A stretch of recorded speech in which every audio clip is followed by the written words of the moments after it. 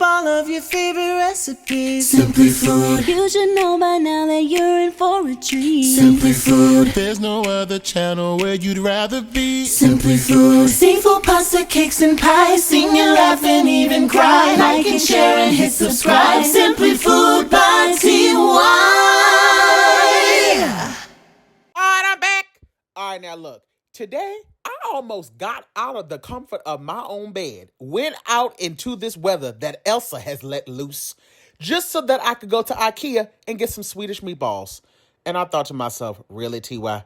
Now, you know damn well you know how to make Swedish meatballs yourself. Hell, I've even posted a recipe already on YouTube. So I figured, well, I might as well go on ahead and share with my TikTok family. So come on, let's get into it. You're going to need about 2 cups of some beef stock. Mine is homemade. You don't have to use that. 2 large eggs, about 1 cup of breadcrumbs, a medium sweet onion, some sour cream, Worcestershire sauce, heavy whipping cream, cumin powder, allspice, garlic powder, some coarse kosher salt, some, roughly cracked black peppercorn. You got to have the lingonberries, not cranberries. And then about a pound of ground beef and a pound of some ground pork. Now, if you want to, not have as many meatballs, I would definitely say use half of the amount of everything I'm going to say in this recipe, because I always make a lot so that I can freeze it. So what I'm doing right now is I'm breaking down my sweet onion to a very, very small mince. You do not want these to be in large chunks. You're going to head over to the stove top, put in about 1 to 2 tablespoons of some olive oil. I would say about 2 tablespoons of some unsalted butter, and go on ahead and start to saute down your onions. Now, you do not want these to be fully caramelized. I'm adding in a pinch of salt and pepper, but you do want them to have like a nice light tan color. The reason why I don't like to fully caramelize them is because then they'll get a little bit too sweet, and I don't want that to happen.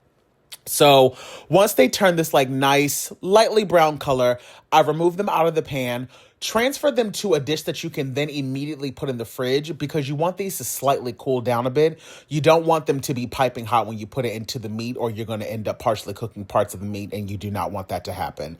So while those are cooling down, we can go on ahead and start to mix in all of our meat. So like I said, I'm making a very large batch. So I'm using 1 pound of both ground beef and pork. You can use half. I've just put in 1 cup of some breadcrumbs. I'm also adding in 2 large eggs, also at room temperature. And then we're going to start to add in all of our spices. I'm adding in a few dashes of Worcestershire sauce. Don't go too heavy-handed with that, or you'll end up ruining the dish, okay? I'm adding in a 1/2 cup of some whole milk, and then I'm going to be adding in 1 tablespoon of some coarse kosher salt, and also a 1/2 teaspoon of black pepper, a 1/2 teaspoon of garlic powder, a 1/2 teaspoon of allspice, and then a 1/2 teaspoon of cumin. Now that those onions have kind of cooled down just a bit, I'm going to go on ahead and add those into the meat mixture, and now go on ahead and mix everything through. This is probably the only time you will ever hear me say, well, you really, really, really want to get your hands in there and work this stuff through. Usually you hear me say, you don't want to overwork your mix. In this case, it's totally fine because you have that ground pork in there. To make sure that these are uniform, I'm going to be using a little cookie scoop here. I like my Swedish meatballs to be a little bit on the smaller side. So just give them a light roll. They're going to be really sticky and tacky because of that ground pork. So I always like to wear gloves when I make these. And I'm just going to make me a full tray. Like I said, I'm making a very, very large batch, because whatever I don't cook in this video, I'm probably just going to vacuum seal and freeze so that I can just have them already ready to go. So this is all that I'm going to make in this particular video. And then the rest of that meat mixture in the back, I like to freeze so that I can have it on hand. So I would say just go on ahead and do that, honey, because you're going to want them again. In a pan with high sides, I've added in about another 2 or 3 tablespoons of some olive oil. And now I'm going to start to lightly brown off my meatballs. The goal right now is not to try to fully cook them. So don't stress yourself out about that, but you are trying to lightly brown them.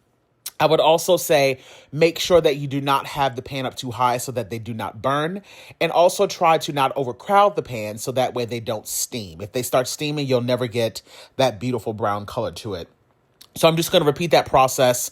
Once I get them all browned off, I'm going to start to work on making a roux. So I've added in 4 tablespoons of some unsalted butter and about a half a cup of all-purpose flour. And over a low heat, I'm now going to whisk this through for about 2 to 3 minutes to cook off that raw flour taste. And then I'm going to start to incorporate my beef stock. Now, like I said, this is homemade. That's the reason why it's also slightly gelatin looking. This is some good beef stock. So, that also is going to make a big difference in this. So if you're going to get it from the store, I would suggest using the Better Than Bouillon beef base, because that's what I used to use. Once you can start to see that your gravy is starting to slightly come up to a simmer on the outside of the pan, go on ahead and start to add all of your meatballs back to the pan. But make sure at no point in time is this like at a raging boil. You do not want this to burn because this is a relatively thick gravy. So you want to make sure that you're giving it a good mix. But at no point in time does this need to be boiling. A light simmer is totally fine. And if at any point in time it seems like it's getting too thick, you can always add in 2 to 3 tablespoons of water at a time. But, don't get too crazy with adding in too much liquid or it's going to be super thin. And I prefer for mine to be on the thick side. I put the lid on this and let it cook for about 10 to 15 minutes. That's what's going to fully cook those meatballs through. And then at that point, I add in, I would say about 1/3 of a cup of some heavy whipping cream and then about 2 to 3 tablespoons of some sour cream. Give that a full mix. Put the top back on it again and then allow that to cook for, I would say, about another, 5 or 10 minutes just to heat everything fully through. Give it a taste for any additional spices. For me, this is kind of always the perfect balance. And just throwing it out there, by no means am I saying that this is the most authentic way of making Swedish meatballs.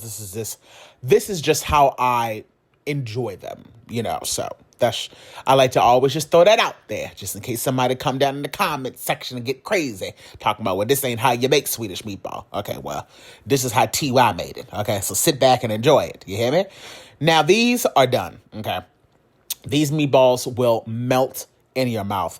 Not only because we started off with some high quality ground beef, but we also started off with some high quality pork. So all of that fat that's mixed in the meat, it just makes it everything. I like to serve mine over a bed of my mashed potatoes. Y'all have seen how I make those, and it ain't Swedish meatballs if you do not add these berries. I get these right off of Amazon, so, don't worry about, if you can't find it in the grocery store, because I can never find it in the grocery store either. But this is how I make them. They're super, super delicious, super moist. They are always a hit every single time I make them. And it really is one of those type of dishes that just makes you feel like, oh, this is a home-cooked meal. And sometimes, honey, a home-cooked meal is just what you need. You know what I'm saying? And if you're a person that likes hamburgers and gravy or like Salisbury steak, but you feel like it's just like a little bit too heavy, this is kind of along the same lines, but it just don't feel as heavy. They're not as weighed down. You know what I mean?